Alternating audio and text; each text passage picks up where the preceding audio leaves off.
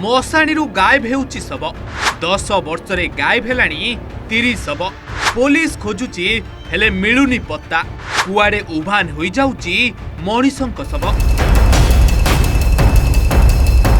मशाणी रे असुरक्षित शव पोतीबार दिन केटा परे गात भितरु गायब होई जाउची मोर शरीर जहाकु नै एबे समस्तंक मनरे नाना प्रश्न। भद्रक जिला भंडारी पोखरी ब्लॉक मणिनाथपुर श्मशानरू शव चोरी घटना एबे पुणी चर्चार विषय पलटिछि।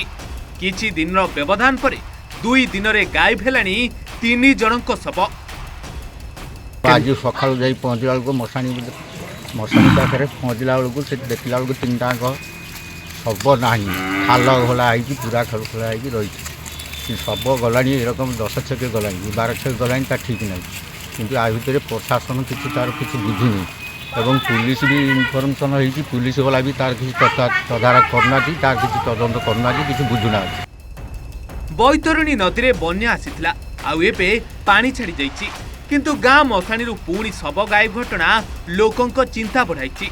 2016 मसीहारू वर्तमान पर्यंत 10 वर्ष रे पाखापाखि 30 जनक शव एठारू गायब हेलाणी। मृतदेह को पोतीबार 10 दिनरू 3 मास भितरे समाधिरू शव गायब हेउथिबा लोक अभियोग करि आसुचंती।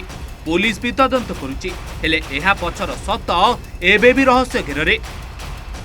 मु आज सका उठिकी बंधपुर झाड़ झपट गला बेलू देखला बेलू 3टा गात खोला से 3टा गातरू भी 3टा शव पलि जाइए।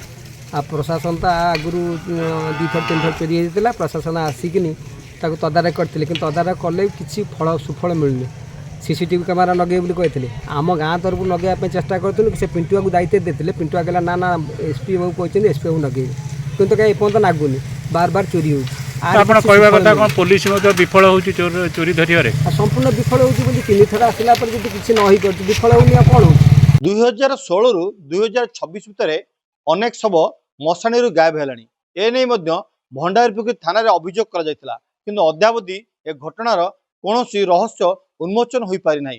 गतकाली एही मशाणी 3टी शव गायब होइछि जहाकु नै चिंतार ग्रामवासी। तेज देखा जाऊ एने भंडारीपोखरी पुलिस पक्षरु कि प्रकार पदक्षेप ग्रहण करा जाउछि।